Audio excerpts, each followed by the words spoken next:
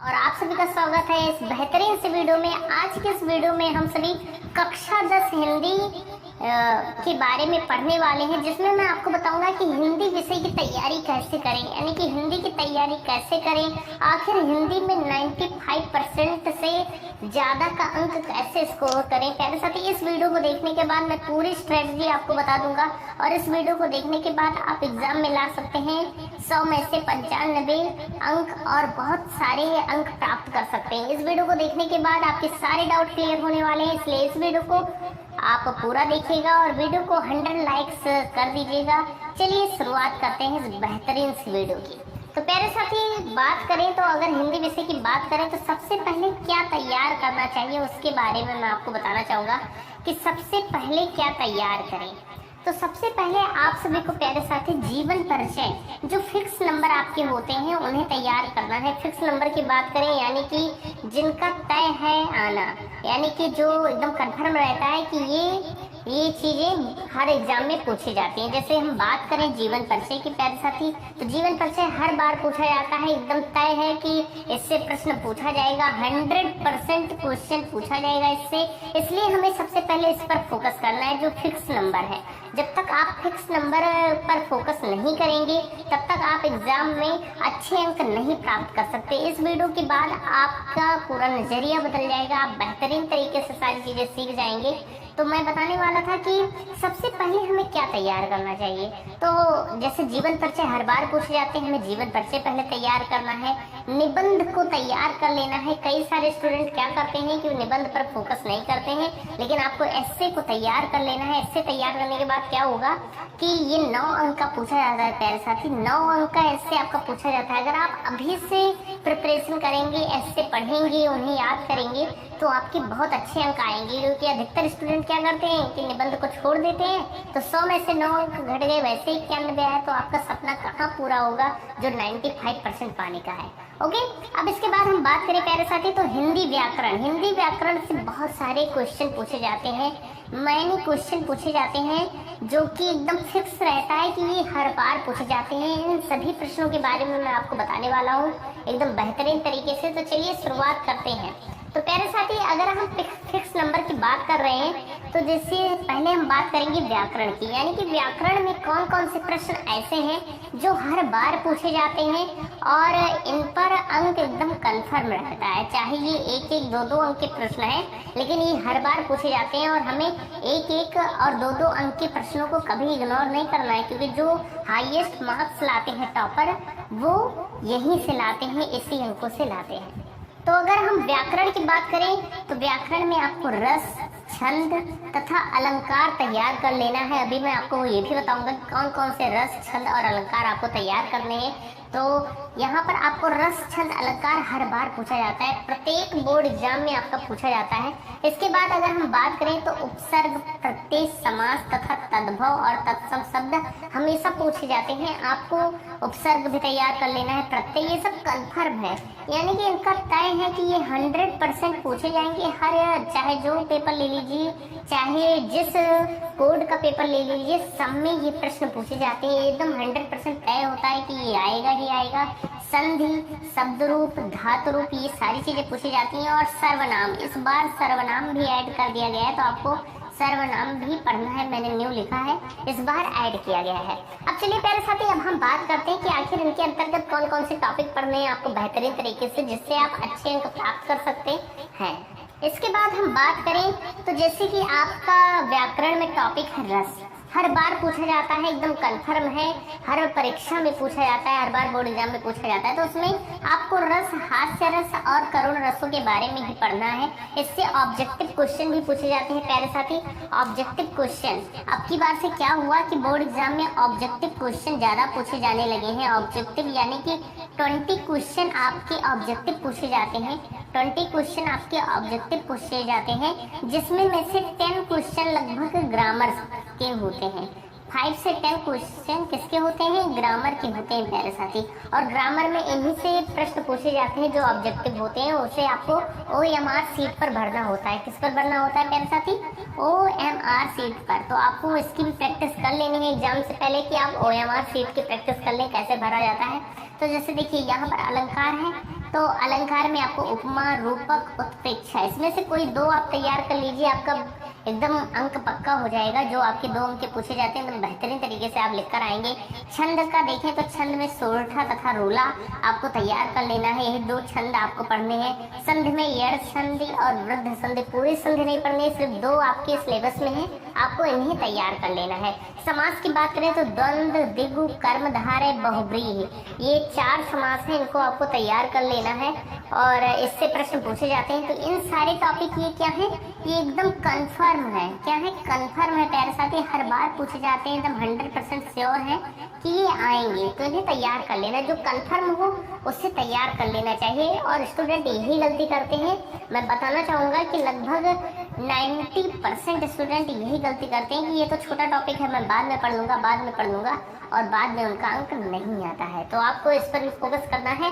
अब चलिए, अब हम बात करते हैं आगे की आखिर सबसे महत्वपूर्ण क्या है। तो सबसे महत्वपूर्ण बोर्ड एग्जाम सन 2024 के लिए हिंदी गद्य तथा पद्य साहित्य का इतिहास है। बहुत सारे स्टूडेंट इसे इग्नोर कर देते हैं, नहीं पढ़ते हैं हिंदी गद्य और पद्य साहित्य का इतिहास, जो आपकी सबसे बड़ी गलती है। अगर आप इसे पढ़ लेंगे तो आपके बहुत सारे अंक क्लियर हो जाएंगे। प्यारे साथी, मैं आपको बताना चाहूँगा कि जो आपकी 20 ऑब्जेक्टिव क्वेश्चन आते हैं, 20 ऑब्जेक्टिव क्वेश्चन में 10 ऑब्जेक्टिव यानी कि 10 क्वेश्चन सिर्फ आपके हिंदी गद्य एवं पद्य साहित्य से पूछे जाते हैं, यानी कि गद्य एवं पद्य इतिहास से पूछे जाते हैं।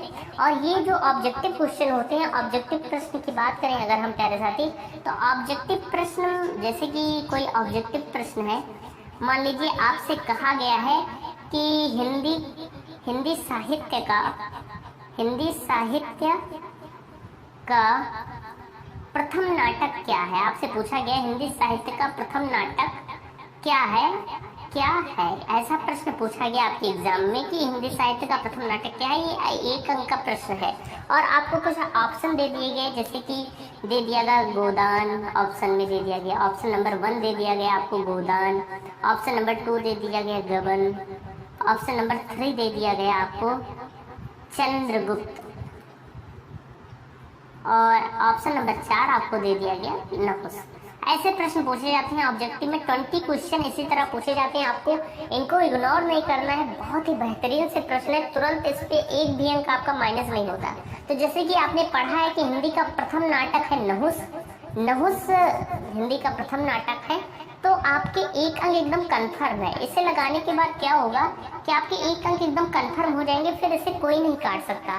तो जो ऑब्जेक्टिव प्रश्न आते हैं उस पर हमें फोकस करना है, इनको ध्यान से पढ़ना है। तो आप जितने भी हिंदी गद्य और पद्य साहित्य के जितने भी क्वेश्चन आपके बनते हैं उन्हें आपको तैयार कर लेना है, याद कर लेना है, रट्टा मान लेना है, चाहे जो कर लीजिए, लेकिन इन्हें इग्नोर नहीं करना है। क्योंकि अगर 10 अंक के ये पूछे जाते हैं, 20 ऑब्जेक्टिव में अगर 10 अंक के ये पूछे जाते हैं और आपके ये पूरे गलत हो गए, तब भी आप 90 पर रुक जाएंगे।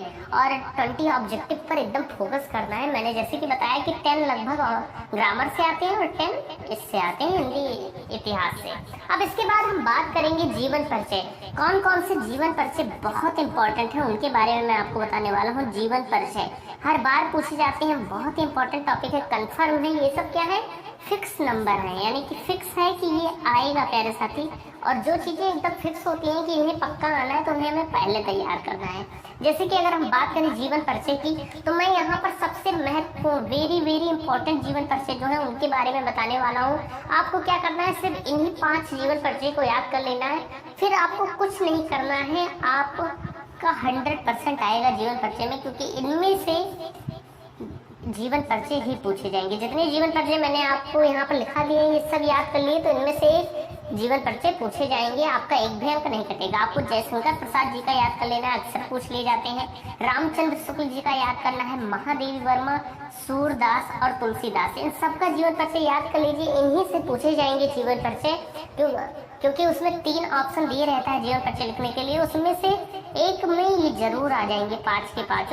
इन 5 को याद कर लीजिए, जिसमें 2 हैं आपके गद्य साहित्य के ये, और बाकी के 3 आपके पद्य साहित्य के हैं, और दोनों को मिलाकर आपको 5 याद कर लेना है। फिर आपको कोई नहीं रोक सकता, क्योंकि इन्हीं से जीवन परिचय पूछे जाएंगे। एकदम 100% कन्फर्म है हम यहीं से प्रश्न आएगा। अब इसके बाद हम बात करते हैं कि गद्यांश के लिए सारी चीजें मैं आपको बताने वाला हूँ, वीडियो लास्ट तक देखिएगा। चैनल पर नए हो तो चैनल को सब्सक्राइब कर दीजिएगा। अब मैं आपको बताऊं कि गद्यांश के लिए सबसे महत्वपूर्ण पाठ कौन सा है।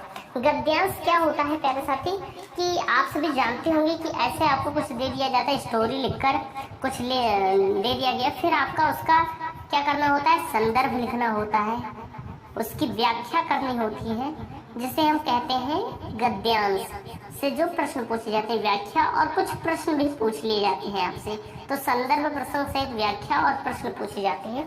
तो उसी के नजरिए से अगर मैं बताऊं कि गद्यांश के लिए सबसे महत्वपूर्ण पाठ चैप्टर कौन सा है, तो हिंदी गद्य में गद्यांश के लिए आपका सबसे महत्वपूर्ण पाठ मित्रता है, ममता है और भारतीय संस्कृति है। ये आपने तैयार कर लिया, फिर आपको कोई नहीं रोक सकता अच्छा अंक प्राप्त करने से। 6 अंक का प्रश्न ये पूछा जाता है प्यारे साथी, एकदम बेहतरीन क्वेश्चन पूछे जाते हैं इससे। और इन तीनों चैप्टर को पढ़ लो, बहुत सारे चैप्टर हैं लेकिन इन्हीं 3 को आपने पढ़ लिया, इसी से एक ना एक आपको मिल जाएगा, क्योंकि अथवा लग के आता है, उसमें से एक ना एक गद्यांश आपको मिल जाएगा। ये एकदम 100% श्योर है, क्योंकि मैंने जितने भी प्रीवियस ईयर के क्वेश्चन देखे हैं उसमें इन्हीं 3 चैप्टर से अक्सर पूछे जाते हैं। तो इन्हें तैयार कर लीजिए। ये 3 चैप्टर आपके लिए क्या है, रामबाण है। इसके बाद इसके आगे कुछ नहीं आएगा। इन 3 को तैयार कर लीजिए और पढ़ने की जरूरत नहीं है। इसके बाद अगर हम बात करें पद्यांश के लिए सबसे महत्वपूर्ण कौन है, तो पद्यांश के लिए प्यारे साथी सबसे महत्वपूर्ण चैप्टर है पद्य। पद नाम का चैप्टर है जो सूरदास जी का है। धनुष भंग और वन पथ पर तुलसीदास जी का है। भक्ति नीत बिहारी लाल जी का। ये 3 चैप्टर आप तैयार कर लीजिए, आपका ये भी 6 अंक पक्का है। सारे अंक मैं आपका कंफर्म कराने चलता हूँ। ये भी आपका रामबाण है, इससे आगे कुछ नहीं आएगा। इन्हें 3 चैप्टर को रट लीजिए, इनके पूरे संदर्भ प्रसंग सहित व्याख्या भी अच्छे से समझ लीजिए, एकदम इसकी परिभाषा व्याख्या अच्छे से कर लीजिए, आप तैयार कर लीजिए। इन्हीं 3 चैप्टर को आपको करना है और कुछ मत छूइए, बस इतना ही कर लीजिए, आपके अंक अच्छे आएंगे, क्योंकि इन्हीं से प्रश्न पूछा जाएगा, एकदम 100% है। इसके बाद प्यारे साथी अगर हम बात करें तो इसके बाद है संस्कृत पार्ट, क्योंकि आपकी हिंदी में क्या होता है कि हिंदी तो होता ही है, साथ में आपका क्या होता है, अनिवार्य संस्कृत होता है। आप जानते होंगे साथ में आपका अनिवार्य संस्कृत जुड़ा होता है। हिंदी के पीछे वाले पोर्शन में क्या होता है, अनिवार्य संस्कृत होता है, इसके कुछ चैप्टर होते हैं। तो इससे क्या पूछा जाता है, आप संस्कृत में क्या पूछा जाता है, संदर्भ सहित व्याख्या पूछे जाते हैं। उसके जो इम्पोर्टेंट चैप्टर हैं उनको मैंने यहाँ पर लिख दिया है। अगर हम बात करें तो संस्कृत का संदर्भ सहित व्याख्या वाले चैप्टर में सबसे ज्यादा पूछा जाने वाला चैप्टर है वाराणसी। इससे आपको कोई पैराग्राफ यानी कि गद्य का भाग दे दिया जाएगा और उसका संदर्भ सहित व्याख्या करना है। ऐसे ही वीरा वीरेण पूज्यते चैप्टर आप तैयार कर लीजिए। भारतीय संस्कृति बहुत ही इंपॉर्टेंट चैप्टर है। ये तीनों चैप्टर एकदम आपके लिए रामबाण है, इनको आप तैयार कर लीजिए, बस इनके आगे कुछ नहीं आएगा। इसके बाद आपको श्लोक में एक अन्योक्त विलासा चैप्टर है, उसे भी पढ़ लेना है थोड़ा, क्योंकि कभी कभी पद्य भी पूछे जाते हैं, श्लोक के अर्थ भी पूछे जाते हैं संदर्भ सहित, तो इन्हें भी तैयार कर लेना है प्यारे साथी। और इन 3 चैप्टरों को, अब इस चैप्टर को पढ़ने के क्या फायदे होंगे कि आपका जो श्लोक पूछा जाता है एग्जाम में, कि जो इस परीक्षा में ना आया हो वो वाला श्लोक लिखिए, तो इससे पढ़ने से आपको क्या होगा, आपका श्लोक तैयार हो जाएगा। तो ये भी चैप्टर आप पढ़ लीजिएगा, लेकिन ये 3 चैप्टर एकदम इम्पोर्टेंट है, इन्हें तैयार कर लीजिए, यहीं से प्रश्न आएगा। इसके बाद प्यारे साथी अगर हम बात करें तो एकदम बेहतरीन तरीके से मैंने आपको सारी चीजें बता दी हैं। इसके बाद अगर हम बात करें तो खंड काव्य को तैयार करना ना भूलिएगा, बहुत ही इम्पोर्टेंट है। कई सारे स्टूडेंट यही गलती करते हैं कि तैयारी तो करते हैं, जैसे कि वो हिंदी की तैयारी शुरुआत से नहीं स्टार्ट करते। आपको हिंदी की तैयारी एकदम आज से ही शुरू कर देनी है, ये नहीं कि जब एग्जाम है तब पढ़ना है। धीरे धीरे पढ़िए, चाहे आप रोज 30-30 मिनट पढ़िए, लेकिन रोज हिंदी आपको पढ़ना है, इससे आपके अंक बढ़ेंगे। इसके बाद अगर हम बात करें खंड काव्य की, तो खंड काव्य आपको अच्छे से पढ़ लेना है, लेकिन आपको अपने जिले का खंड काव्य पढ़ना है। आप देख लीजिएगा आपके बुक में दिया होता है, जैसे कि हमारे यहाँ का खंड काव्य है ज्योति जवाहर। हमारे यहाँ का खंड काव्य क्या है, ज्योति जवाहर। तो ज्योति जवाहर है जो कि गोंडा डिस्ट्रिक्ट का होता है ना। ज्योति जवाहर, हम सभी गोंडा डिस्ट्रिक्ट से हैं, तो ज्योति जवाहर हमारा खंड काव्य है। ऐसे ही हर जनपद का अलग अलग होता है। तो आपके जनपद का यानी कि जिले का जो खंड काव्य है उसे आपको तैयार कर लेना, अच्छे से पढ़ लेना है कि आप एग्जाम में अच्छा अंक प्राप्त कर सके।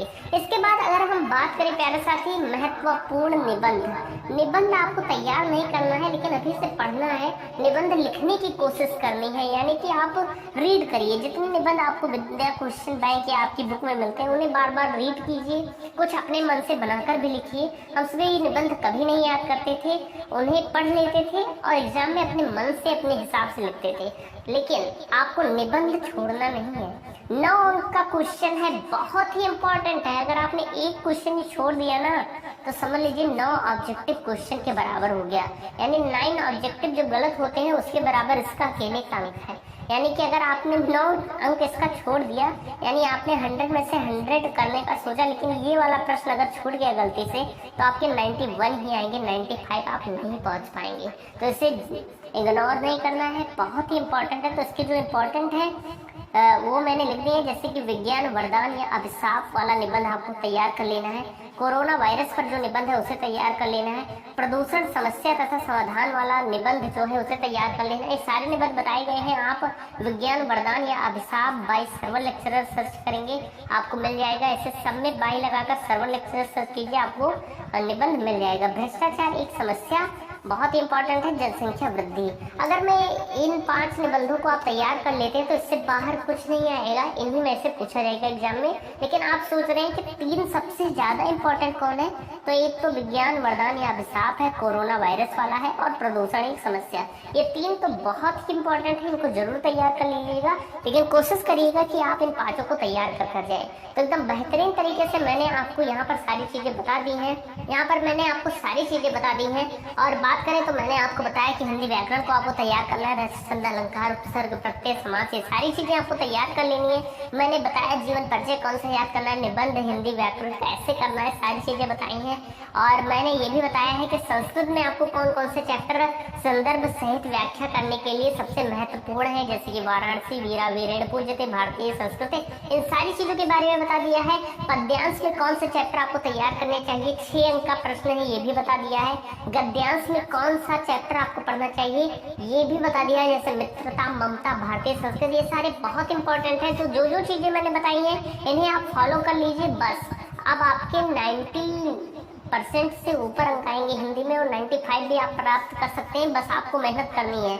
मैंने सारी चीजें बता दी हैं, इस स्ट्रेटजी को फॉलो कर आप बहुत अच्छा अंक प्राप्त कर सकते हैं, 95% तक अंक गेन कर सकते हैं। लेकिन आपको उसके लिए पढ़ना पड़ेगा, क्योंकि मैं बता सकता हूँ लेकिन आपके लिए मेहनत ये नहीं कर सकता कि मेरे तैयार होने से अगर आपका अच्छा अंक आता तो मैं तैयार भी कर लेता। तो मेहनत आपको ही करनी पड़ेगी। मैंने आपको बताया कि 20 ऑब्जेक्टिव क्वेश्चन आते हैं, OMR शीट पर इनके अंक जोड़े जाते हैं, इसलिए इन पर फोकस करिए, क्योंकि 20 नंबर आपके यहीं से क्लियर हो जाएंगे ऑब्जेक्टिव से। इसलिए आपको इग्नोर नहीं करना है हिंदी पद्य साहित्य का इतिहास, और ना ही आपको व्याकरण को इग्नोर करना है। मैंने बताया कि रस छंद अलंकार में क्या क्या पूछे जाते हैं, ये सारी चीजें मैंने आपको बता दी हैं। तो आज के लिए इतना ही। आई होप आपको ये वीडियो पसंद आई होगी। वीडियो पसंद आए तो वीडियो को लाइक कीजिएगा, और इस वीडियो को 1000 लाइक्स तक पहुंचा दीजिए। वैसे 100 मांगा था, लेकिन 1000 तक पहुंचा दीजिए तो बहुत अच्छी बात होगी। और चैनल को शेयर कीजिए और सब्सक्राइब कीजिए। मिलते हैं नेक्स्ट वीडियो में।